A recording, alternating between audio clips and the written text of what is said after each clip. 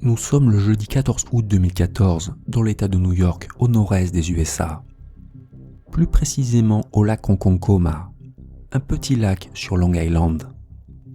En cette chaude journée d'été, des vacanciers se reposent sur les berges du lac. Ce jeudi vers 15h30, des cris déchirent soudain le silence. Quelqu'un appelle à l'aide. Les gens sur la plage voient alors un homme en train de se débattre dans l'eau, à des centaines de mètres de la berge. Il s'agit apparemment d'un kayakiste qui a chaviré au milieu du lac. Quelqu'un appelle aussitôt le 911, le numéro des urgences. Malheureusement, le kayakiste disparaît sous l'eau.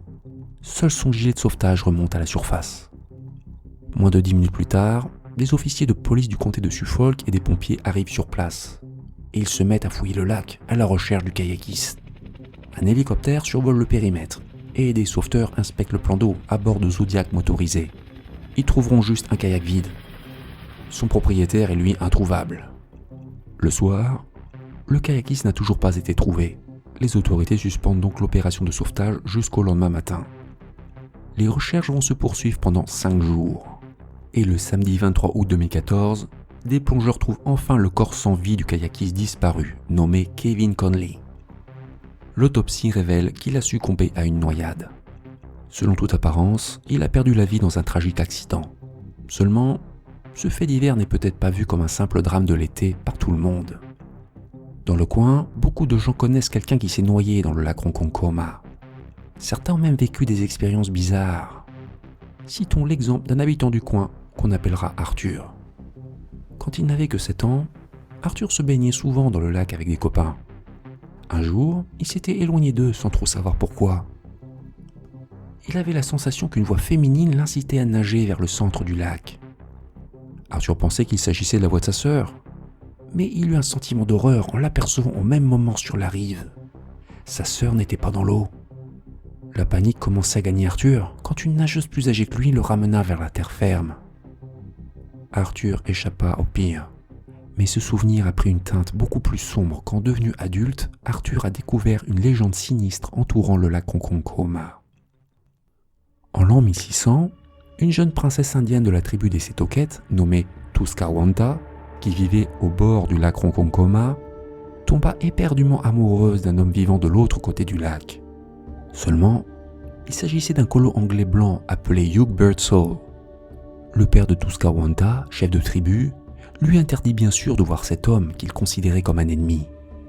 Pendant 7 ans, la malheureuse princesse écrivit chaque jour des mots d'amour à Birdsall sur des morceaux d'écorce. Elle se rendait ensuite en canoë au centre du lac et faisait flotter ses messages enflammés vers l'autre rive. N'ayant jamais obtenu de réponse, la princesse Tuskawanta finit par sombrer dans le désespoir. Désemparée, elle se rendit un jour en canoë jusqu'au milieu du lac Ronkonkoma et se poignarda en plein cœur. La princesse jeta un sort au lac. Chaque année, elle prendrait un jeune homme pour se consoler de son amour impossible. Ainsi naquit la légende de la Dame du Lac. Folklore ou pas, les statistiques locales ont tendance à confirmer une possible malédiction du lac Ronkonkoma. D'après Dale Spencer, un historien du coin, 166 hommes ont perdu la vie dans le lac de 1893 à 2014, soit une période de 121 ans. La moyenne d'au moins une noyade par an est donc respectée. David Ignery, qui a travaillé comme surveillant de baignade au lac Ronkonkoma, précise qu'en 34 ans de carrière, il a eu connaissance de 30 noyades dans le lac, et que seulement 3 victimes étaient des femmes. Tous ces hommes auraient-ils été attrapés par la Dame du Lac ? Homme cartésien à l'origine, David Ignery a perdu toutes ses certitudes en 1965. Cette année-là, Ignery faisait souvent un mauvais rêve dans lequel il se perdait dans les eaux sombres du lac. Dans son cauchemar récurrent, il ne réussissait à regagner la surface qu'au bord de l'asphyxie. Il voyait alors un feu d'artifice dans le ciel. Ignery n'a saisi le sens de ce rêve tenace que des mois plus tard. Il était de service le 4 juillet 1965 quand un garçon épileptique de 15 ans disparut dans le lac. Ignery plongea pour le récupérer. Trop tard, malheureusement. Et lorsqu'il remonta à la surface du lac Ronkonkoma, il aperçut un feu d'artifice dans le ciel. Exactement comme dans son rêve. En fait, c'était le feu d'artifice du jour de l'indépendance, la fête nationale des États-Unis. L'expérience marqua tellement Inouye qu'il devint alors convaincu d'avoir eu une prémonition, comme si quelque chose voulait l'avertir du drame à venir. Il n'a malheureusement pas pu l'empêcher. D'autres personnes ont vécu des choses faisant froid dans le dos au lac Ronkonkoma. Un jour, un jeune homme venu passer la soirée sur une plage aurait aperçu une silhouette fantomatique au milieu du lac. Et à bien regarder, il s'agissait d'une femme.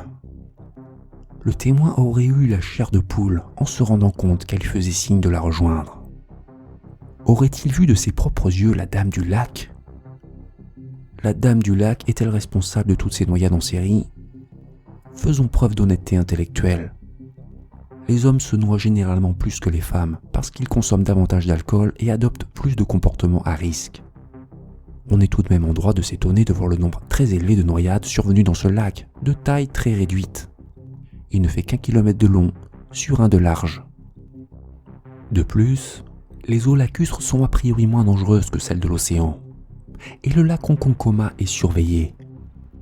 Ceci dit, certains vacanciers sous-estiment sûrement les risques encourus lorsqu'ils plongent dans les lacs. Les noyades stupides ne sont hélas pas rares. À titre d'exemple, un père de famille nommé Sammy Weiner s'est noyé en juin 2012 dans le lac Ronkonkoma, à seulement quelques mètres de la berge. Il tentait de récupérer le bateau télécommandé de ses enfants. Pour certains, la légende de la Dame du Lac n'est que du folklore, mais pour d'autres, elle doit être prise très au sérieux. Qu'on le veuille ou non, c'est un fait. Il se passe des choses très étranges au lac Ronkonkoma. Un instructeur de plongée expérimenté, appelé Bill Pfeiffer, a par exemple relaté dans les médias une histoire très intrigante. En avril 2012, Pfeiffer avait organisé une opération de nettoyage du lac Ronkonkoma avec les élèves d'une école de plongée locale. Le travail consistait à plonger avec des bouteilles jusqu'au fond du lac et récupérer les détritus ensevelis sous la vase. Pendant plusieurs jours, les plongeurs remontaient à la surface beaucoup de déchets. Ils plongeaient toujours en groupe, par souci de sécurité. Toutes les sessions de plongée étaient supervisées par Pfeiffer. À la fin d'une séance de nettoyage, Pfeiffer constata que l'une des plongeuses, appelée Marianne, manquait à l'appel. Au moment où Pfeiffer s'apprêtait à aller la chercher, la jeune femme regagna enfin la surface. Pfeiffer lui demanda alors d'expliquer son retard. Et elle livra un récit angoissant. Pendant qu'elle nageait dans un trou d'environ 7 mètres de profondeur, au fond du lac, Marianne se rendit soudain compte qu'elle avait perdu de vue les autres plongeurs. Tâchant de conserver son sang-froid, Marianne nagea sur place en regardant à 360 degrés autour d'elle. Elle tentait de se repérer dans l'obscurité quand elle vit un halo de lumière bleutée approcher. La suite s'avère encore plus perturbante. Je me suis sentie complètement étreinte, enveloppée par de longs cheveux noirs, a déclaré Marianne. Gênée dans ses mouvements, Marianne commença à paniquer. Au bout de 30 interminables secondes, les cheveux la libérèrent. Le halo bleu s'éloigna et la plongeuse parvint finalement à remonter à la surface. Le témoignage incroyable de Marianne est-il à prendre au pied de la lettre ? A-t-elle dit vrai ou a-t-elle menti ? Marianne aurait-elle rencontré le fantôme de la princesse Tuscawanta ? Aurait-elle eu la vie sauve car elle était une femme ? Il est impossible de se prononcer avec certitude, mais plusieurs facteurs nous incitent à croire en la sincérité de cette jeune femme. Titulaire d'un doctorat en biologie de l'université de Stony Brook dans l'État de New York, Marianne n'a jamais touché à la drogue.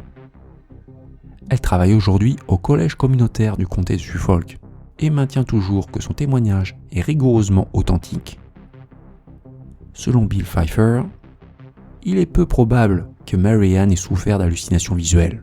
La narcose à l'azote ou ivresse des profondeurs peut modifier l'état mental des plongeurs. Mais ce trouble du système nerveux ne se manifeste pas si près de la surface. Si l'on s'efforce de faire preuve de bon sens, les cheveux décrits par Marianne n'étaient peut-être que de simples algues. Dans l'affolement, la nageuse aurait fait confusion. Mais des algues n'expliquent pas l'étrange halo bleu observé par Marianne dans les tréfonds du lac. Tout laisse à penser que Mary-Ann a bel et bien assisté à un phénomène inexpliqué. Mais vous restez libre, bien sûr, de vous forger votre propre opinion. D'après le département de la police du comté de Suffolk, la dernière noyade mortelle au lac Ronkonkoma remonte à 2017. La victime était d'ailleurs une femme.